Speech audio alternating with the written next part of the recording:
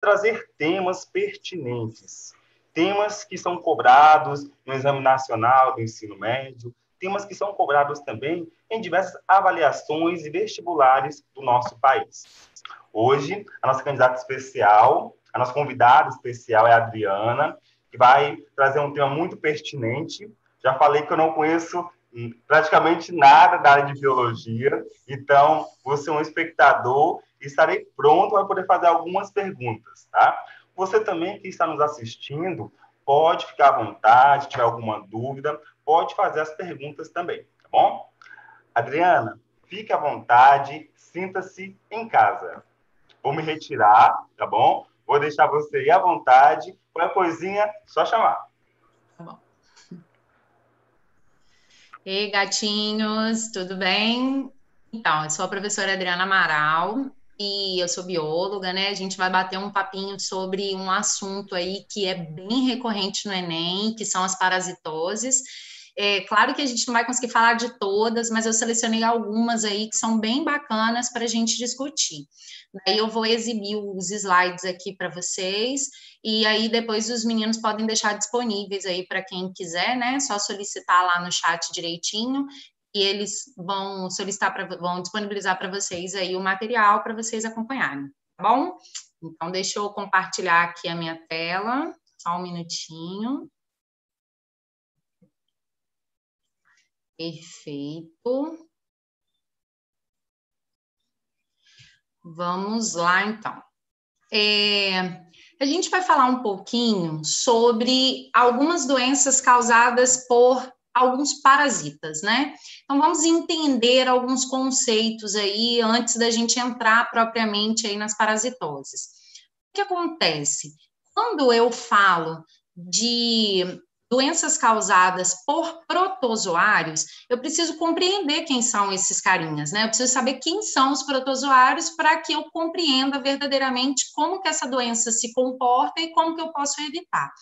Hoje no Enem, a gente vê que normalmente as questões, elas abordam como acontece a forma de transmissão, eles, em alguns casos, trabalham a sintomatologia da doença, e em outras situações eles pedem as medidas profiláticas, que são as campeãs aí, né? O que realmente a gente pode fazer para evitar essas doenças. Então, nada melhor do que conhecer o comportamento desses parasitas para que a gente consiga verdadeiramente saber como pega essa doença, como evita, enfim, tudo bem? Então, vamos lá, vamos falar um pouquinho dos protozoários. Os protozoários são seres unicelulares, ou seja, são estruturas com apenas uma única célula, né? E esses seres unicelulares são eucariontes, possuem uma estrutura, uma carioteca, né? Que é uma membrana que protege o núcleo, que individualiza o núcleo, porém, esses seres não conseguem produzir o seu próprio alimento, então eles são heterótrofos, eles precisam buscar o alimento no meio. Pode ser que eles vivam livremente no meio e busquem o seu alimento, ou pode ser que eles precisem parasitar algum ser para deles obter, então, o seu alimento. Então, nem todos os protozoários vão ter um comportamento parasita, né? Ou seja, vão extrair o seu alimento, os seus nutrientes de um hospedeiro.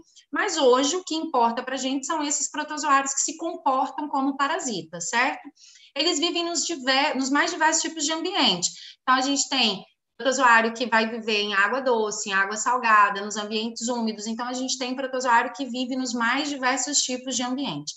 Quando eu falo sobre um tipo de protozoário, eles são classificados de acordo com a sua estrutura de locomoção. Tem protozoário que tem flagelo, daí eles são classificados como flagelados. Tem protozoários que têm cílios, daí a gente chama eles de ciliados. Tem alguns protozoários que não possuem estrutura de locomoção, eles lembram um esporozinho, né? E daí a gente chama eles de esporozoários. E tem alguns protozoários, como essa imagem da tela consegue mostrar para vocês, que emitem pseudópodes, ou seja, emitem falsos pés, prolongamentos da membrana, né? São os rizópodes, que é exatamente essa imagem de uma ameba que a gente está conseguindo ver na parte superior aí do slide. Tranquilo? Uma coisa que eu preciso deixar muito clara, que você não pode esquecer, é que nós não podemos falar em doenças causadas por protozoário e existe uma contaminação por ovos. O protozoário não tem ovos. O protozoário possui uma forma de resistência chamada de cisto. Então, o protozoário, ele encista, né? Ele forma uma estrutura de resistência no ambiente. Então, assim, não pode falar, eu ingeri água ou alimento com ovos do protozoário X. Isso não pode falar. Porque, na verdade, lembra das características, ele é unicelular, eucarionte, heterotrófico, então não dá para formar ovo com essa galera, tudo bem? Então, assim, a gente precisa entender que a transmissão, ela vai acontecer em alguns momentos através dos cistos dos protozoários, jamais ovos, não pode usar essa terminologia jamais, tudo bem?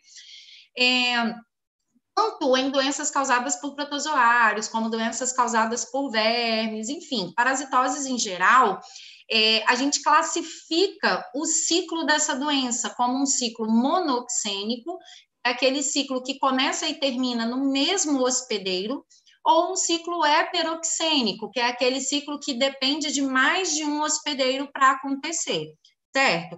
Por exemplo, olha lá, não tem nada a ver com protozoário, vou dar uma doença que a gente está acostumadíssimo aí, a dengue.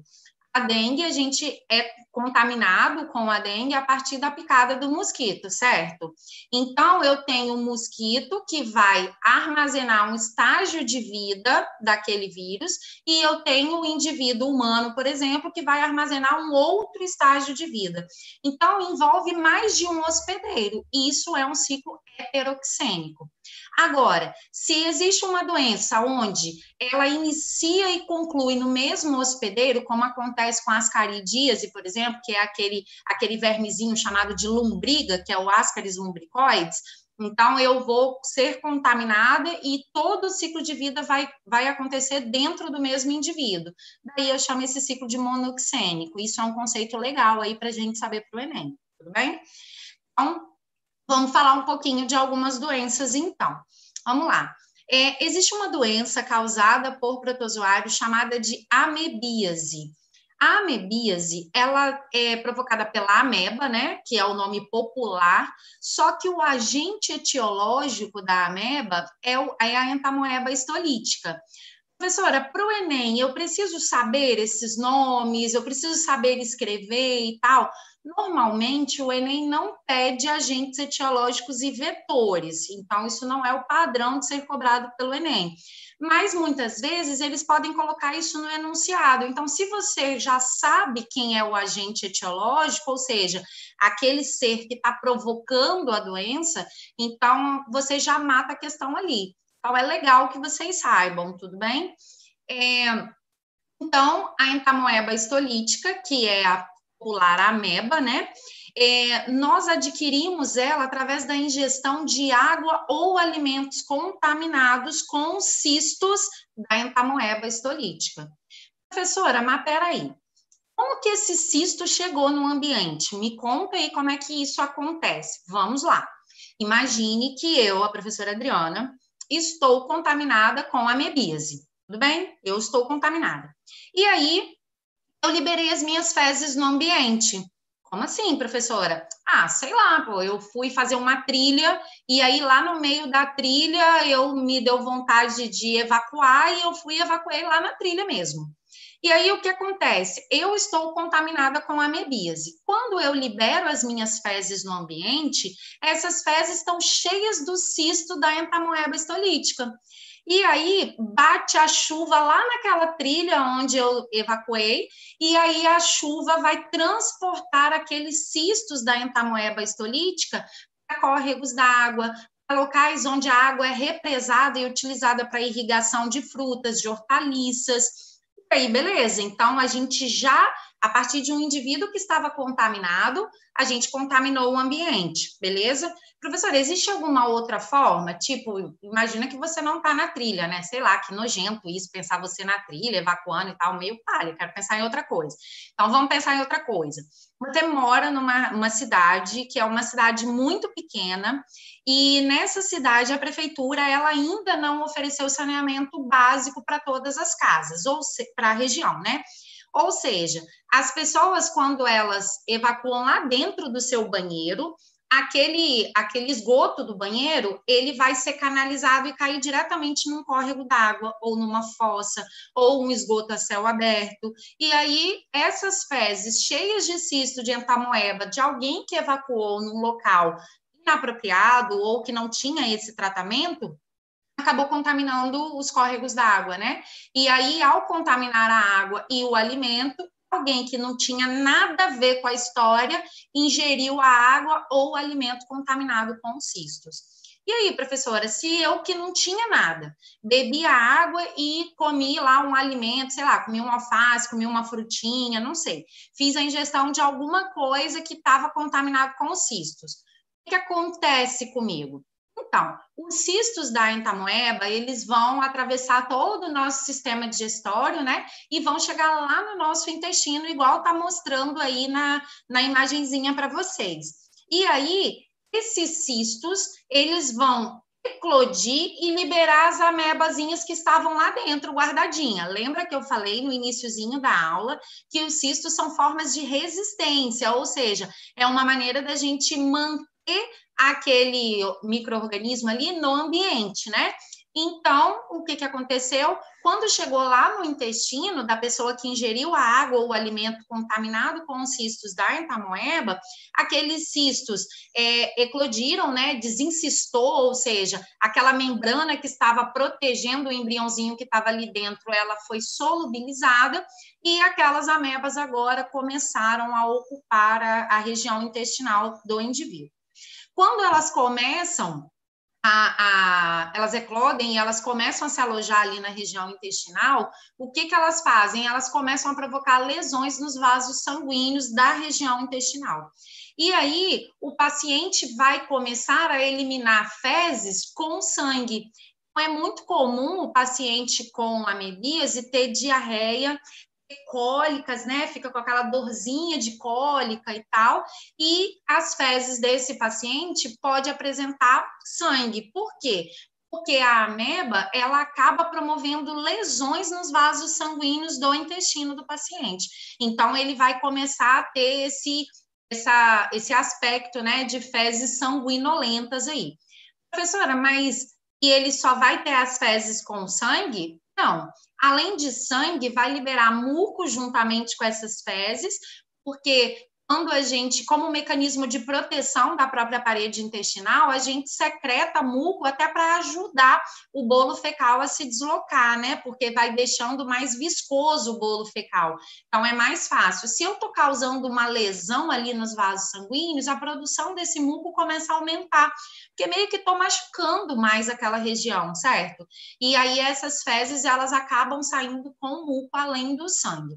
Em casos mais graves, claro que não é, né, qualquer tipo de amebíase, mas em casos mais graves, o paciente tiver uma parasitemia muito alta, ele pode desenvolver até anemia, porque se você começa a perder muito sangue, né, você está perdendo hemácias. E aí, perdendo hemácias, olha o problema. A hemácia é uma estrutura celular responsável por transportar oxigênio no nosso sangue. Se o oxigênio entra lá na cadeia respiratória para produzir energia. Se eu começo a perder hemácias, o meu oxigênio vai ter dificuldade para ser transportado e, consequentemente, eu vou ter menos energia. Então, quando você olha para um paciente que é anêmico, como é que ele é? Disposto, sonolento, não é assim? É aquele paciente que tem dificuldade de concentração. Por quê? Porque ele está transportando menos oxigênio. Tranquilo? Então, nesse contexto aqui, a gente tem, em casos mais graves, o paciente pode desenvolver anemia também. Professora, tá. Então, eu já entendi como é que eu pego, eu já entendi o que essa doença pode provocar, né? Quais são os sintomas que ela pode gerar no indivíduo, beleza? E como é que eu faço para evitar essa doença? O que eu posso fazer para que eu não pegue a amebíase? Olha, toda vez a gente vai fazer um combinado aqui hoje. Primeiro, você vai sempre prestar muita atenção em como se pega a doença, porque se você sabe como pega uma determinada doença, você sabe como evita, tranquilo? Então, vamos lá. Como que eu adquiri essa doença? Através da ingestão de água ou alimento contaminado com os cistos da entamoeba, beleza? Então, como é que eu evito, professora? Oxe, vamos lavar bem os alimentos, vamos ferver a água, né? Vamos pegar aquele cara doente, não tem? Aquele que eu falei lá no iniciozinho, que eu dei o exemplo como se fosse eu, que estava evacuando no ambiente. Vamos tratar ele, porque se você trata o doente, você corta o problema pela raiz. Sabe aquela cidadezinha que eu disse que é muito pequenininha e que não tem saneamento básico? Vamos oferecer saneamento básico para a população, porque se tiver saneamento básico, a gente não vai ter esse tipo de problema. Entende? Então, assim, se eu sei como eu pego uma determinada doença, eu vou compreender como ela se comporta e, consequentemente, eu vou saber evitar. E é isso que o Enem adora cobrar de vocês, beleza? Então, vamos passar para a próxima aí. Vamos falar um pouquinho sobre a giardíase. A giardíase é uma doença também interessante, porque ela tem sintomas muito parecidos com os sintomas que a gente acabou de falar da amebíase, tá? Só que ela é provocada por um protozoário flagelado, você consegue ver na tela aí uma imagem da giardia, então ela tem esses flagelozinhos aí, né? E o agente etiológico é a Giardia lamblia. E como que eu faço, professora? Como que eu adquiro essa doença? É fazendo a ingestão de água ou alimento contaminado com cisto da Giardia lamblia, beleza? Então, quando eu faço a ingestão dos cistos da Giardia lamblia, eu vou acabar adquirindo essa doença. Mas espera aí, como que esse cisto chegou no ambiente? Uai, ou alguém defecou no ambiente, deixou os cistos lá.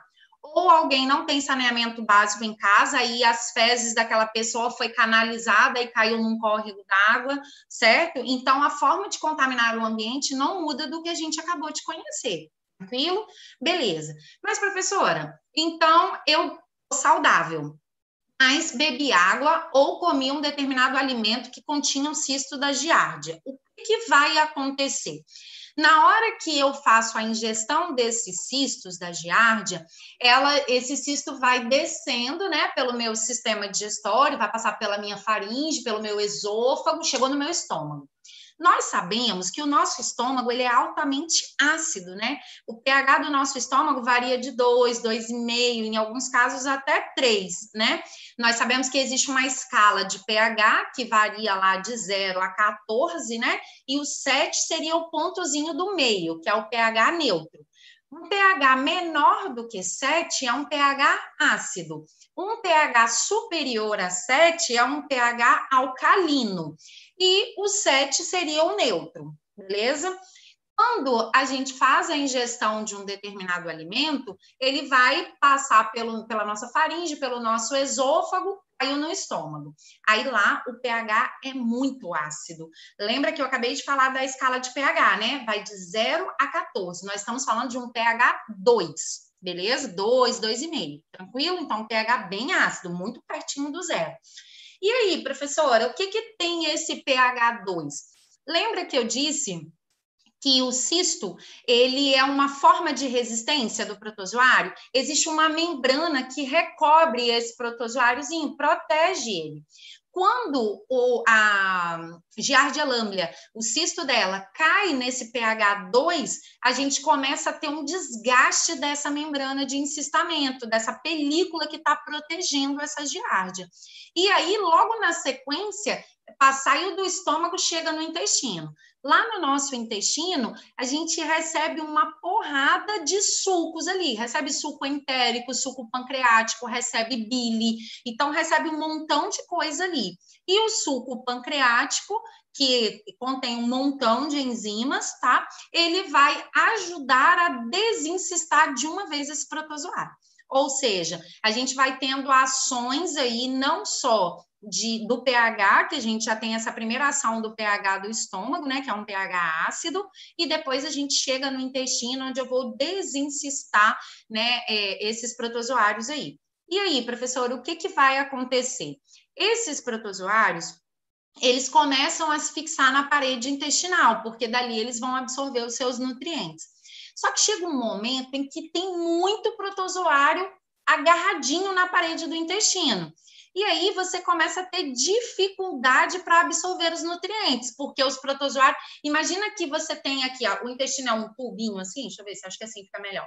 O intestino é um tubinho assim, e aí na parede do intestino está tudo agarrado de protozoário. Então, o que está acontecendo com o alimento que você está ingerindo? Ele não está conseguindo ser absorvido como deveria. E aí esse alimento começa a ficar parado ali. Uma boa parte dele, obviamente, né? Começa a ficar parada na luz do seu intestino, no tubo, no interior do tubo. E aí, professor, o que isso tem a ver com a giardíase? Então, olha que doideira. Lá no nosso intestino existe uma flora bacteriana que vive no nosso intestino para ajudar, né, na digestão dos alimentos, para sintetizar vitamina, como vitamina B12, como vitamina K. Então, existe uma flora bacteriana lá. E aí, quando você fica com muita giardia alocada dentro desse tubo aí do seu intestino, o que vai acontecer? O alimento acaba ficando muito tempo parado. E esse alimento parado vai sofrer a ação de quem? Dos micro-organismos decompositores que compõem a sua flora intestinal. E aí, professor, o que isso tem a ver? Eu começo a decompor aquele alimento e da decomposição nós produzimos muitos gases. E aí, imagina, eu tinha um bolo fecal e agora eu estou produzindo muitos gases. Então, eles estão esticando a parede do intestino, eles estão empurrando o intestino. Só que o intestino, assim, né, na verdade, o tubo, o trato gastrointestinal, ele tem um movimento unidirecional chamado de peristalse, que ele começa aqui no esôfago e ele vai descendo até a porção final do nosso trato gastrointestinal. E aí, quando eu empurro a parede do intestino, a parede empurra de volta. Eu empurro, ela empurra de volta. Então, você começa a aumentar demais a peristalse, e aí o paciente tem diarreia. Um sintoma muito parecido com o que a gente vê também na amebíase. Só que essa diarreia não tem sangue, ela tem o quê? Gases. Por que ela tem gases, professora? Porque a giardia está provocando ali, né, meio que uma barreira para a absorção de nutrientes, e aí eu tenho o quê? Uma acumulação desses nutrientes, desse alimento no intestino, e esse alimento que está acumulado ali está sofrendo a ação de decompositores, e da decomposição eu produzo gases. Então, é comum você encontrar o termo fezes explosivas, ou fezes com gases na giardíase. Isso é um sintoma muito característico, tudo bem? Então, assim, é bom a gente entender esse processo para ficar mais claro aí. Outra coisa legal, professor, então, como que eu faço para evitar essa doença? Então, vamos lá. Como é que eu pego mesmo? Ingerindo água ou alimento contaminado com cisto de entamoeba, de Giardia lamblia. Então, como que eu evito? Vamos lá tratar o doente com giardíase, né? Porque se eu trato o doente, eu vou evitar que esse parasita, os cistos dele, cheguem no ambiente. Vamos oferecer saneamento básico para ele, legal também, né? Vamos lavar bem os alimentos, vamos ferver a água. Então, assim, compreendendo como que a gente consegue pegar uma determinada doença e evitar mel na chupeta. Tranquilo? Beleza? Então, vamos lá. Se vocês forem tendo dúvida, gente, pode perguntar aí que os meninos me mandam aqui no chat depois, eu vou respondendo vocês, tá? Então, vamos lá. Vamos falar agora de uma outra doença bem bacana também, que é a doença de Chagas. Também é uma doença causada por protozoário. A doença de Chagas, ela tem um agente etiológico, que é esse camaradinho aí, chamado de Trypanosoma cruzi. A gente está vendo as imagens, eu coloquei para vocês aí, as imagens do Trypanosoma cruzi. O que acontece com esse protozoário aí? Ele consegue chegar na gente sozinho, professor? Eles ficam encistados? Como é que é isso? Então, nessa doença, a gente tem uma peculiaridade. Existe, nos casos mais tradicionais, uma forma de transmissão que utiliza um vetor, ou seja, alguém que transporta o parasita até você, tudo bem? Então, tem um vetor de transmissão. Esse vetor de transmissão é esse besourinho que você está vendo à esquerda da tela aí, chamado de barbeiro. Eu até coloquei um gifzinho aí, não sei se dá para vocês verem, um cara fazendo a barba aí, só para vocês associarem com uma coisa interessante que eu vou falar e vocês não vão mais esquecer isso. Esse barbeiro, ele tem um nome científico, né? Ele é o Triatoma infestans. E Esse camaradinho aí, ele recebe esse nome por motivo muito peculiar, que é o fato de ele é um animal hematófago, ou seja, ele suga o sangue do indivíduo, né? E ele tem hábito noturno, então, normalmente, ele sai para poder sugar o sangue do indivíduo lá onde ele quer, né? Onde ele vai se alimentar, à noite. E aí, à noite, como que a gente está normalmente? Dormindo. E ao dormir, é muito comum a gente se cobrir. Normalmente, quando a gente cobre, né, as pernas, o abdômen, o tórax, e o rosto normalmente fica de fora. Então, este barbeiro vem, na maioria dos casos, tá, gente? Ele pode picar em qualquer lugar, mas na maioria dos casos, ele vem na região da barba, ou seja, ele vem no rosto, pica, suga o sangue. Só que lembra que eu falei que esse animal só sai para comer à noite? Se ele só sai para comer à noite, ele tem que comer um montão à noite, porque se ele comer pouquinho, não vai adiantar nada, né? Porque logo, logo ele vai ficar com fome. Então, ele vai sugar muito sangue. E na hora que ele está sugando o sangue, as fezes que estão lá no seu trato gastrointestinal, elas vão ser eliminadas próximo ao local da picada. Então, ó, esse camaradinho aí, em hábito noturno, é hematófago, ou seja, gosta de pegar sangue, ele se alimenta de sangue, e como à noite, normalmente, a gente está dormindo e com o corpo coberto, ele tende a picar para sugar o sangue na região da barba, por isso o nome de barbeiro. Mas eu ainda não disse como você pega essa doença, eu só estou explicando para você como é o comportamento do barbeiro. E aí você diz para mim assim, uai, professor, mas esse diacho desse barbeiro estava onde durante o dia? Então, olha para a direita da sua tela, na partezinha de cima, você vai ver umas casinhas feitas de barro, são casas chamadas de casas de pau a pique. São essas casinhas aí, elas têm várias frestas entre elas, né, nas paredezinhas dela. Durante o dia, esse barbeiro fica bem escondido nas frestas dessas casinhas aí. E à noite, ele sai para comer, beleza? Então, assim, olha, a gente já conhece o barbeiro, já sabe o hábito dele, então isso vai ser importante depois para a gente aprender a evitar a doença quando a gente aprender como pega, tudo bem? A gente ainda não aprendeu isso. Então, esse camaradinho aí é o barbeiro e o lugar onde ele vive, o comportamento dele. Tá, professora, então fala para mim, quem é esse barbeiro normalmente gosta de picar? Olha, ele gosta de sugar sangue meio que de quem estiver na reta, né? Ele gosta de pequenos mamíferos, né? Os roedorzinhos, gambás e tal. Só que a gente tem feito muito assim, a gente tem desmatado muito para construir estradas, para construir cidades, prédios e tal. Então, esse animalzinho ficava sugando o sangue lá dos gambás na floresta, agora ele tem que vir para a cidade, porque se a gente desmata lá, o que está acontecendo com os animaizinhos que estavam na floresta? Estão, ó, metendo pé, os caras estão ficando lá. Eles não têm onde obter alimento se a gente desmatou. Então, o que, que o barbeiro faz? Ele está começando não, né? Ele vem, na verdade, para um local onde ele vai conseguir se alimentar. Ele acaba vindo para essas regiões onde, teoricamente, ele não deveria estar. Era para ele estar lá na mata. Mas a gente está desmatando, então ele acaba vindo para cá. Beleza? Então, isso é uma informação importante também que a gente vai precisar para evitar a doença. Tranquilo.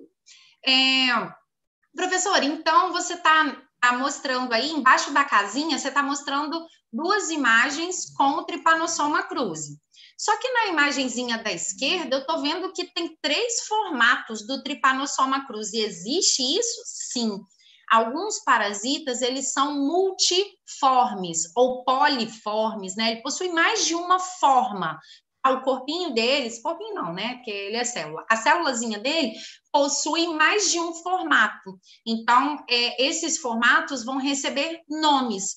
Então, é legal que a gente saiba que alguns animaizinhos têm formas diferentes.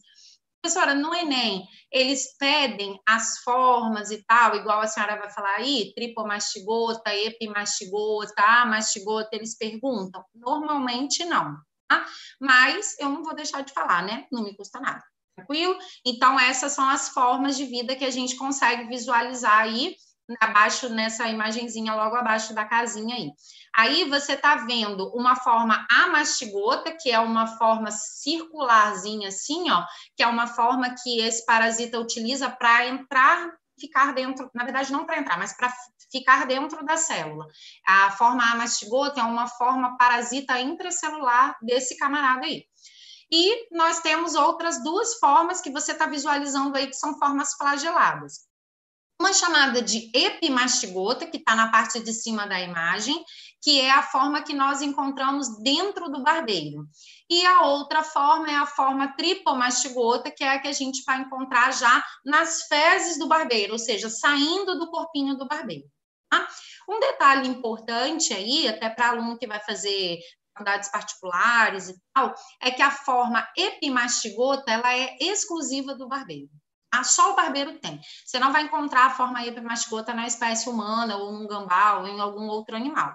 Tá? Você vai encontrar nos demais animais a forma tripomastigota e amastigota. O epi é só do barbeiro, tranquilo? É uma forma exclusiva deles lá, tranquilo? Então, vamos dar uma olhada. Professora, como que eu pego, então, como é que é o ciclo de vida dessa doença? Explica aí para a gente entender um pouco melhor e o que ela causa, né? Que eu quero saber. Que até agora a gente conheceu o vetor, né? Que é o cara que leva a doença, né? O animalzinho, o invertebrado que está levando a doença, que é o Triatoma infestans, e o comportamento dele, e a gente conheceu o agente etiológico. Ponto. E agora, como é que eu posso pegar? Eu posso pegar através das fezes do barbeiro, que é a forma de contaminação que eu vou mostrar aqui para vocês, que é a mais tradicional, mas eu posso pegar através da transfusão de sangue, do transplante de órgãos, tá? Eu posso pegar via vertical. O que é isso, professora? Da mãe para o bebê, atravessa a placenta. Esse protozoário, ele é tenso. A mãe tem o Trypanosoma cruzi e engravida. Aí o Trypanosoma atravessa a placenta e acaba afetando o bebê. Isso é chamado de transmissão vertical, tá? Da mãe para o bebê. Eu posso fazer uma transmissão oral também. Como assim, professora? Tipo, fazendo a ingestão de alimentos que contenham o Trypanosoma cruzi. Os alimentos mais tradicionais que a gente ouve aí, que a gente vê nas questões de vestibular, é o açaí não pasteurizado, tudo bem? Porque a pasteurização é um processo que leva à desinfecção daquele alimento. Então, o açaí não pasteurizado e o caldo de cana. Mas como assim, professora? Tipo, lembra que eu disse que o Trypanosoma, ele tem uma formazinha que está lá no barbeiro. Começa com epimastigota e lá nas fezes do barbeiro já está tripomastigota. O que isso tem a ver? Tem a ver que o açaí é uma frutinha assim, ó, redondinha, e parece uma jabuticabinha, assim, é escura, é uma fruta escurinha. E eu vou ir lá, né, na região centro-oeste do Brasil, por exemplo, que é muito típico o açaí, as pessoas maceram o açaí, né? Então, elas amassam o açaí e no meio daquela frutinha pode ter barbeiro. E aí eu amasso junto com a fruta o barbeiro. O que eu estou fazendo? Contaminando o açaí. Aí aquela pasta de açaí que eu amassei, eu não pasteurizei ela. Então o protozoário está ali dentro. Quando eu consumir aquela pasta, eu vou acabar sendo contaminada. A cana de açúcar, professor, ele fica lá dentro da cana? Não. Olha só que doideira. Sabe o que acontece? É muito comum quando a gente vai moer cana, a gente juntar os pedacinhos, né, os gravetinhos de cana, juntar eles e passar na moenda. Só que na hora que eu junto, tem um diacho de um barbeiro bem ali no meio, vocês acreditam? Aí eu embolo aquelas caninhas, passo na moenda, na hora que moe a cana, espreme, tritura aquele barbeiro junto. O que eu estou fazendo?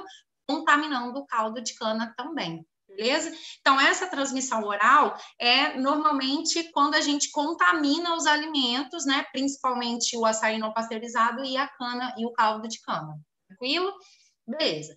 Tá, professora, então vamos para o ciclo. Aí eu quero que vocês acompanhem comigo aí, desde o pontinho 1, a gente vai rodar do 1 na sequência, tudo bem? Aí no pontinho 1, ele está levando em consideração a forma mais tradicional de contaminação, que é através do quê? Das fezes do barbeiro. Professor, então, peraí. Você me disse que o barbeiro pica lá no rosto do indivíduo, ou no braço, ou na perna, pode ser em qualquer lugar, mais comum no rosto, mas pode picar em qualquer lugar. Aí ele suga o sangue para não ficar ocupando muito espaço. O que ele faz? Ele defeca próximo ao local da picada, porque aí ele vai conseguir sugar mais sangue, já que ele liberou as fezes, certo?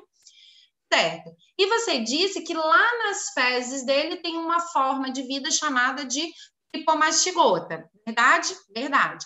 Então, quando o barbeiro picou, logo defecou próximo ao local da picada e nessas fezes tem a forma tripomastigota. Só que, pô, o barbeiro é um inseto, né, cara? Então, na hora que ele pica você, qualquer inseto que te pica, a primeira coisa que você faz é o quê? Coçar. É muito comum a gente fazer isso. Tipo, você tá dormindo, imagina, o animal tem hábito noturno, então, pô, você não vai, não, vou acordar, vou ver quem é que tá me picando aqui e tal. Não, é muito comum na hora que você recebe uma picada, você já começar a coçar próximo ao local da picada. Só que ao coçar, o que você está fazendo com as fezes? Empurrando ela para o local da picada. Só que as fezes estão contaminadas com as formas tripomastigotas do Trypanosoma cruzi. E aí deu ruim. Por quê? Porque essas formas vão entrar nesse buraquinho da picada e vão cair na sua corrente sanguínea. Beleza? Professora, mas tipo, pode ter um tripomastigota super mega power e sem eu coçar, ele cai lá no local da picada? Gente, até pode, tá? Pode acontecer, mas não é muito padrão, não. Normalmente, é a gente que empurra mesmo para o local da picada. Então, cuidado com isso no Enem. Às vezes a gente identifica questões que diz assim, a doença de Chagas é transmitida pela picada do barbeiro. Isso é mentira, porque você acabou de entender que não é com a picada do barbeiro, é as fezes do barbeiro que contaminam, beleza? Porque se você, por exemplo, se você não tiver um tripomastigota super power lá, tipo, fortão, que consiga chegar no local da picada e você não coçar, você não vai ser contaminado, tudo bem? Se não entrar em contato com a sua corrente sanguínea, não vai te contaminar. Não é a picada do barbeiro que te contamina, são as fezes do barbeiro que te contaminam. Então, cuidado com esse joguinho de palavras aí nas questões da prova, sacou? Beleza. Tá, professor, e aí? O que aconteceu? Eu fui picado, o barbeiro liberou as fezes, eu cocei, o tripomastigota entrou na minha corrente sanguínea. E aí? E aí, quando ele cai na nossa corrente sanguínea, ele começa a invadir células do nosso tecido. E ele invade as células como tripomastigota. Mas lembra que eu mostrei no slide anterior que ele fica no formato amastigota dentro das células? Porque ser tripomastigota é ser flagelado. E quem tem flagelo não consegue ficar quieto. O bicho tem que ficar mexendo o tempo todo. Isso gasta muita energia, desestabiliza a célula. Então, quando ele entra na célula, ele larga o flagelo e assume um formatozinho meio sonsinho ali dentro da célula. E ali dentro ele vai se multiplicando. Professora, mas que tipo de célula ele vai infectar? As mais diversas células, vai afetar células musculares em geral, célula muscular cardíaca, muscular lisa, ele vai infectar uma porrada de célula, tudo bem? Então, ele vai lá. Professora, por que ele gosta muito de músculo? Seja ele liso, seja ele cardíaco, seja músculo estriado, por que eles gostam muito de músculo? Porque, pô, músculo, as células musculares têm muita energia, muita. Então, pô, é legal para esses parasitas ficarem lá, né? Porque, pô, vai ter muita energia para eles, beleza? Tranquilo. Eles vão se multiplicando, multiplicando, multiplicando dentro da célula, tudo no formato amastigota. Só que agora eles precisam sair. Como é que eu vou fazer para sair dessa célula, professora? Uai, adquire flagelo de novo. Então, a própria forma amastigota vai se diferenciando em tripomastigota de novo, porque nós já entendemos que ter flagelo desestabiliza a célula. E aí eles começam a se mexer dentro da célula. O que acontece com a célula? Ela é rompida. E assim que a célula se rompe, eles caem na corrente sanguínea de novo, com capacidade para infectar novas células. Tranquilo? Então, estes protozoários, eles vão promover uma lise celular. Agora, pensa comigo. Caiu na corrente sanguínea, aí vem um barbeirozinho lá desavisado, que nem está contaminado com nada, e suga o sangue de alguém que está contaminado. O que vai acontecer?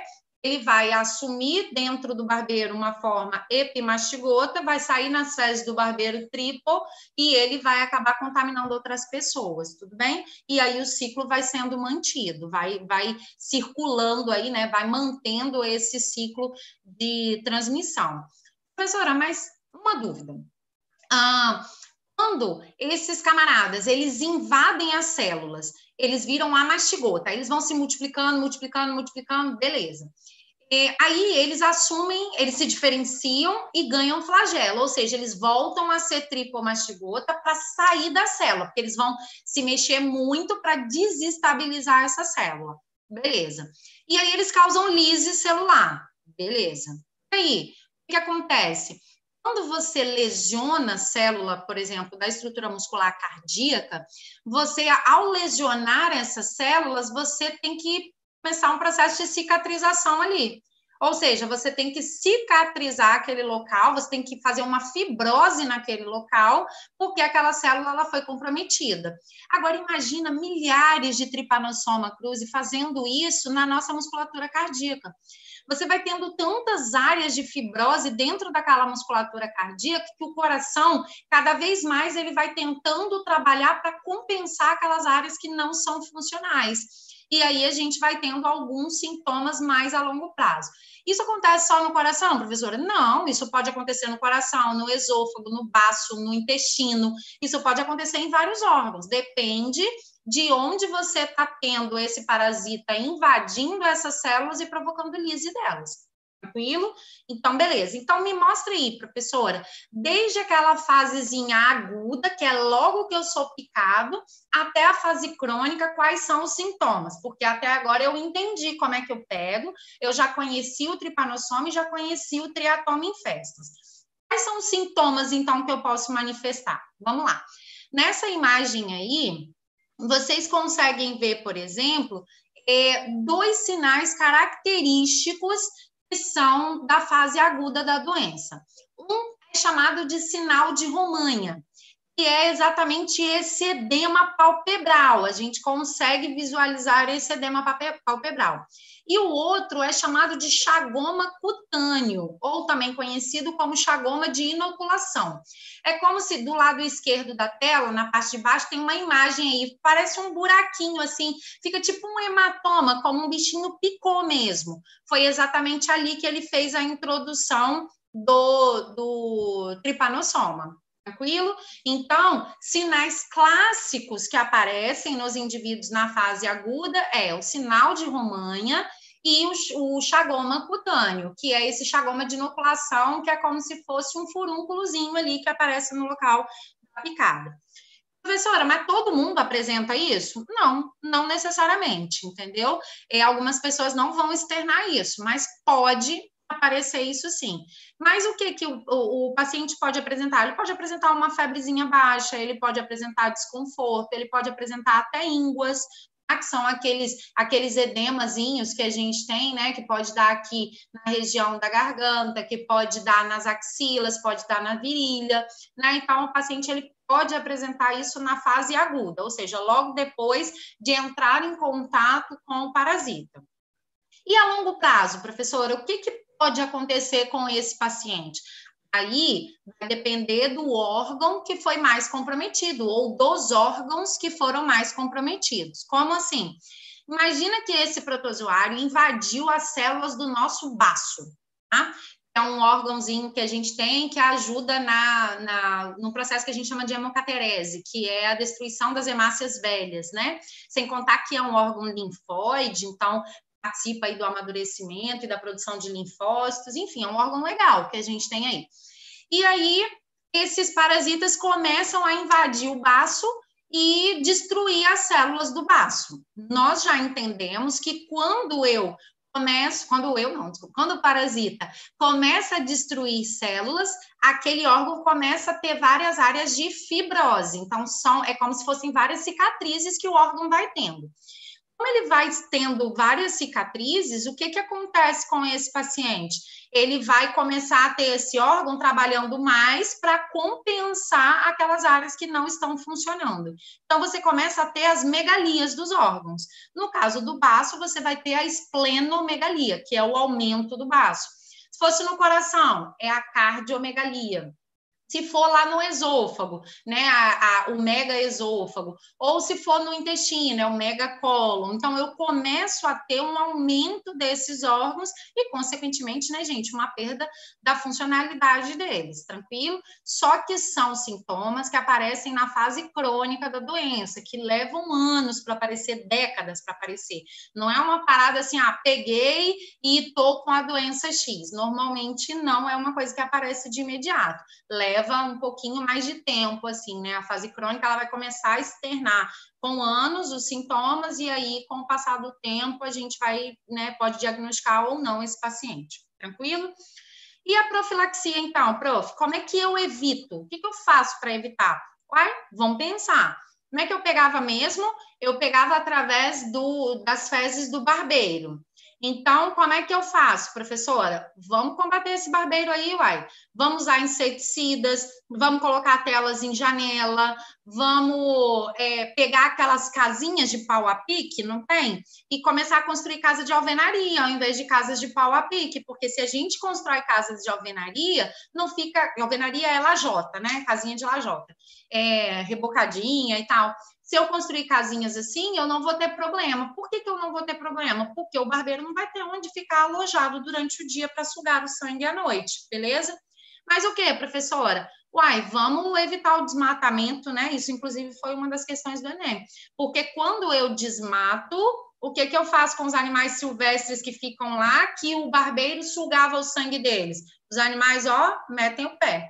Se os animais silvestres saem de lá, o barbeiro tem que vir para cá para consumir, entendeu? Senão ele vai morrer também. Então, assim, evitar o desmatamento também é uma medida profilática bem legal aí, beleza? Vamos falar um pouquinho, então, da malária, que eu acho que é a última que a gente vai conseguir bater um papinho também hoje, porque ela é legal, assim, e né, tem muita informação para a gente falar dela. Vamos lá. Malária, também conhecida como mau-ar, né? Febre dos pântanos, né? Esse nome malária vem de mau-ar, então, mau-ar de ar mal cheiroso, tudo bem? Ela também tem um vetor, só que é um mosquito do gênero Anopheles, tá? Então, esse mosquitinho é que faz a transmissão da doença, só que olha que interessante, a transmissão neste caso aqui vai ser bem diferente do que a gente viu anteriormente, porque aqui vai bastar a picada do mosquito para a gente ser contaminado. Tranquilo? Mas vamos lá, já a gente vai falar como é que é a transmissão. Então, a gente conheceu o mosquitinho Anopheles aí, é esse camarada aí. Esse mosquitinho tem o hábito hematófago, então ele vai sugar o sangue do indivíduo para conseguir se alimentar, beleza? Tá, professora, e quem são os agentes etiológicos? Os agentes etiológicos são protozoários do gênero Plasmodium. Nós temos catalogados aí, causadores de doença, esses 4 que eu botei na telinha para vocês aí. O Falciparum, o Vivax, o Malariae e o Ovário. Então, esses 4 aí. Só que o ovário, ele não é típico da nossa região, então a gente praticamente não fala nele. Ele é muito comum, causando paludismo, né, malária, lá na África. Aqui não é muito comum no Brasil. Então, normalmente, a gente discute apenas 3, que é o Vivax, o Falciparum e o Malariae. Tá? Professor, então, peraí. Você está me dizendo que para causar malária, eu tenho aqui no Brasil 3 parasitas que podem fazer isso. Exatamente. 3 tipos de plasmodium que podem provocar. Exatamente. E qual a diferença entre eles? Olha só. Daqui a pouco a gente vai ver o ciclo, mas eu já quero adiantar para vocês o seguinte. Um sintoma clássico da malária é o paciente ter picos de febre. Então, tipo, eu tô aqui conversando com vocês e tal, de boa e tal, a gente tá batendo um papo, do nada, eu começo a ter calafrios, sudorese intensa, vou aferir minha temperatura, 41 graus, 40 graus, febrão, né? Febrinha, assim, tipo, tô com 37,9, ou com 38,4, né? Febrinha assim que eu tô falando, não. É febrão mesmo, febrão de você ficar tremendo, de você começar a suar. Em alguns casos, o paciente tem perda de consciência, né? Delira, o paciente pode ter crises convulsivas por conta do aumento da temperatura. A gente está falando de febrão. Então, o cara tá aqui tranquilo, do nada começa a ficar lá todo, né, tremendo e tal, com febre, aquela coisa toda. E aí, professora, o que está acontecendo com esse paciente? Quando que ele dá esses picos de febre? Existe uma parte dentro do ciclo da doença que é a lise das hemácias, ou seja, a quebra das hemácias. Tá? E toda vez que essas hemácias elas são rompidas, elas liberam uma substância tóxica, porque o protozoário que estava ali dentro produz essa substância. Essa substância tóxica, ela cai na corrente sanguínea. E essa substância é um pirógeno, ou seja, é uma substância que promove o aumento da temperatura corporal, que causa febre. Tá? O nome dessa substância é hemozoína. Então, durante a reprodução do protozoário dentro da hemácia, ele vai causar uma lise dessa hemácia, ou seja, uma quebra dessa hemácia, liberando uma substância tóxica na corrente sanguínea da gente. Na hora que libera essa substância, existe um pico de temperatura, ou seja, existe uma elevação dessa temperatura de maneira muito brusca. Esses protozoários, então, eles vão provocar febres em períodos pré-determinados. Existem protozoários que vão provocar picos de febre no paciente no primeiro e no terceiro dia. E existem protozoários que vão provocar picos de febre no paciente no primeiro e no quarto dia. Quem promove no primeiro e no terceiro dia, a gente chama de febre terção, porque a febre aconteceu no primeiro e no terceiro dia. Quem promove febre no primeiro e no quarto dia, a gente chama de febre quartão. Por quê? Porque aconteceu no primeiro e no quarto dia. Cuidado com uma coisa. Eu não disse que é de 3 em 3 dias, eu não disse que é de 4 em 4 dias. Eu disse que é no primeiro e no terceiro dia, que é no primeiro e no quarto dia. Professora, me dá um exemplo mais prático. Hoje, por exemplo, quinta-feira. Então, hoje, imagina que eu tive o meu primeiro pico de febre. Hoje, quinta-feira. Meu segundo dia seria sexta, eu não tive febre. No meu terceiro dia, que é sábado, eu tive um pico de febre. Ou seja, eu tive febre na quinta e no sábado. Ou seja, primeiro e terceiro dia, febre terção. O intervalo entre essa febre é um intervalo de 48 horas, que é no primeiro e no terceiro dia, febre terção. No primeiro, e por exemplo, se fosse a quartão, professora, tive febre hoje, que é quinta, sexta não tive febre, sábado não tive febre, domingo, um pico de febre. Então, no primeiro e no quarto dia, o intervalo que eu tenho aqui é de 72 horas. Ou seja, eu tenho uma variante onde o paciente vai ter esses intervalos aí com os picos de febre. Só que tem um desses protozoários aí que ele é tenso, é o Plasmodium falciparum. O que ele faz? A gente espera que ele esperava, né, que ele obedecesse a febre no intervalo de 48 horas, ou seja, no primeiro e no terceiro dia.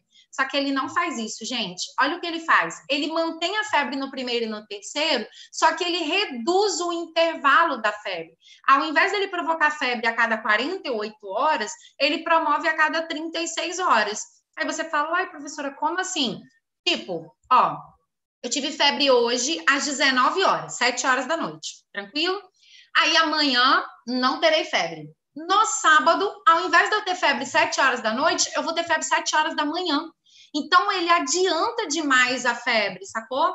E eu falei, professora, qual o problema disso? O problema é que a febre acontece quando as hemácias sofrem lise, quando as hemácias são destruídas.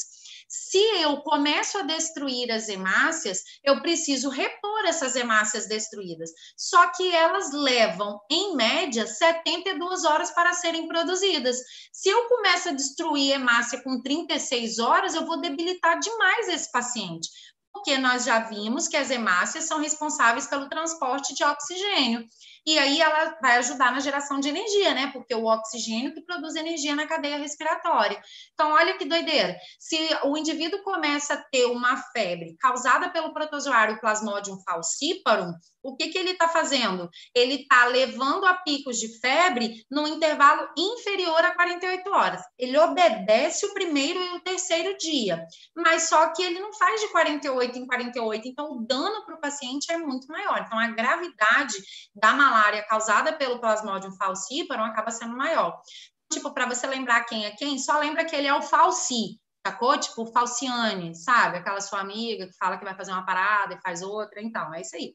É o falci, entendeu? Então, esse cara é o que vai causar uma febre do tipo terçã, só que a gente vai chamar essa terçã de maligna. Por quê? Porque ela obedece o intervalo de primeiro e terceiro dia, mas não obedece o intervalo de horas. Tranquilo? Beleza. Vamos lá, para o povo não me matar, porque já está quase na hora.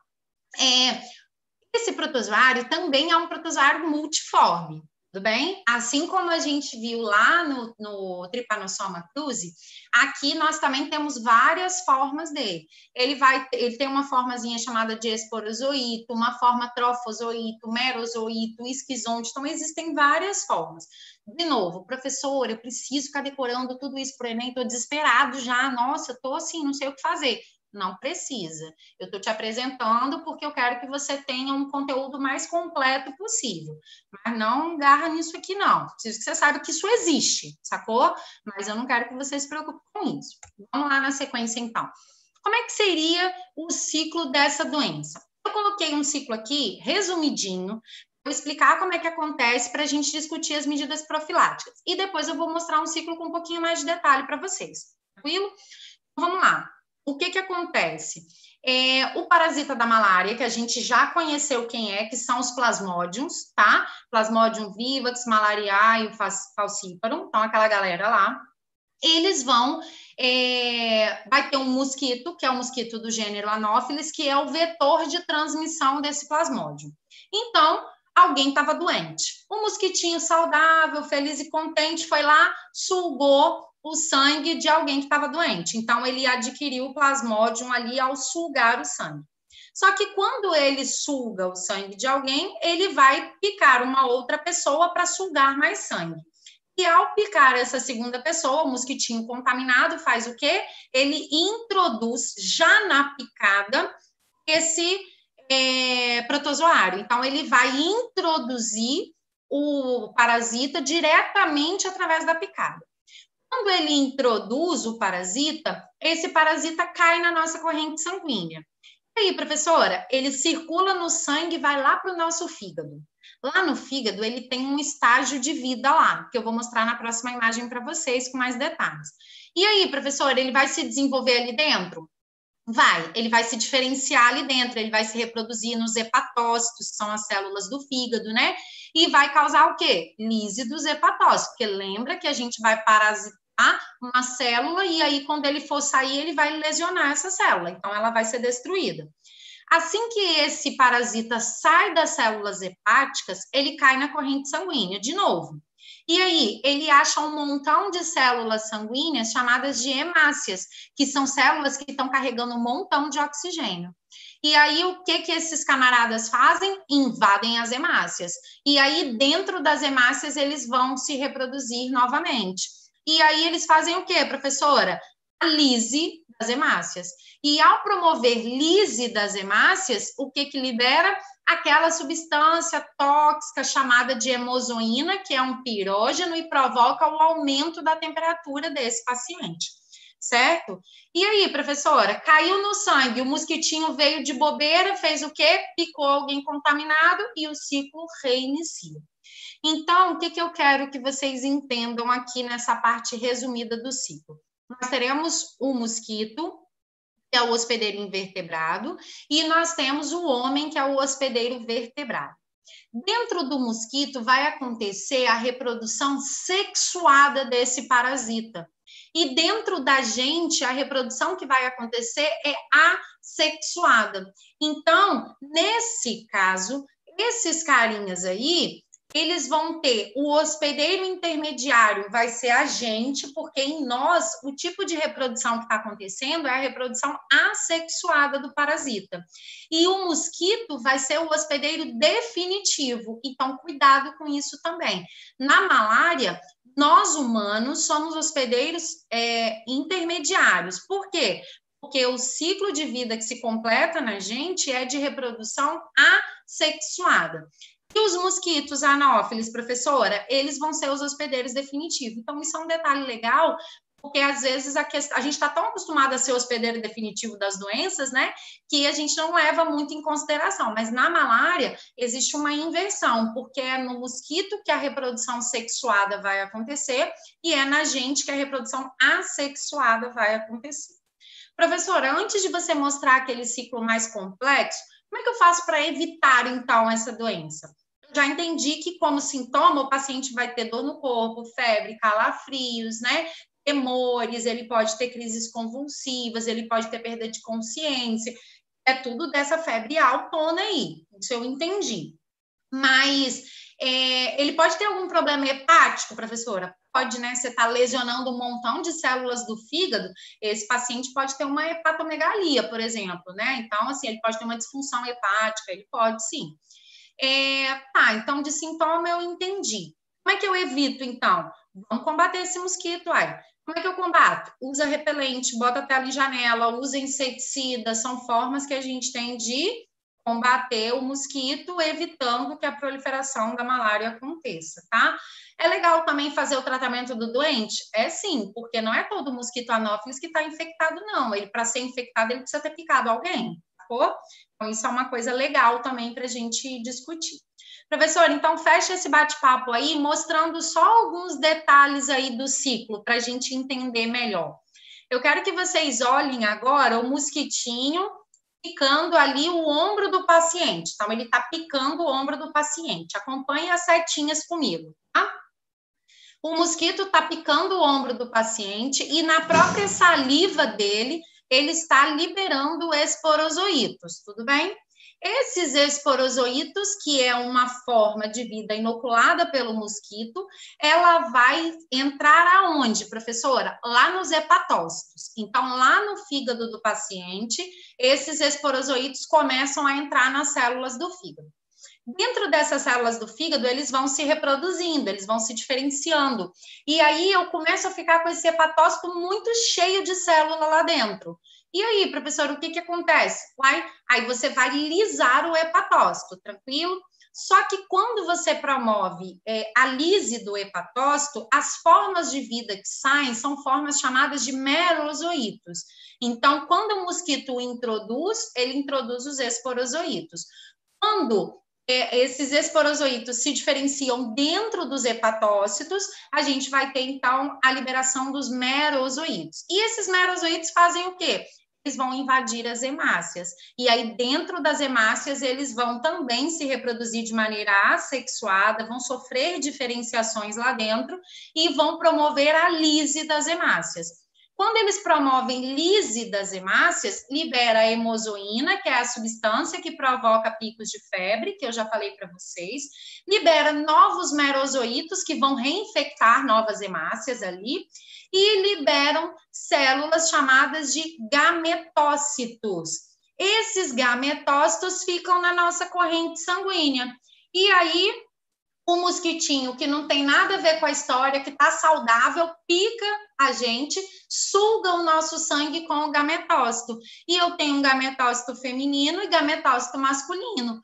Quando o mosquitinho suga o meu sangue com os gametócitos, dentro do mosquitinho, esses gametócitos vão se juntar, né? Eles vão sofrer o processo de fecundação.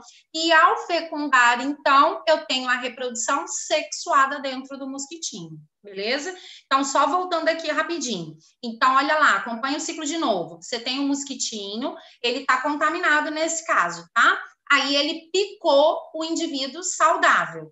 Quando ele pica a gente que está saudável, na própria saliva dele, ele introduz os esporozoítos.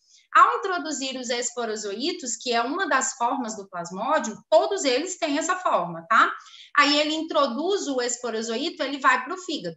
lá no fígado ele vai se reproduzir dentro das células hepáticas, chamadas de hepatócitos, né? E aí ele se reproduz, se diferencia, tudo isso assexuadamente. E aí essas células vão ficando muito cheias, muito cheias, muito cheias de parasita, elas sofrem lise. Só que esses parasitas se diferenciaram ali durante o processo de reprodução e passam a se chamar merozoítos. Esses merozoítos são capazes de infectar hemácias.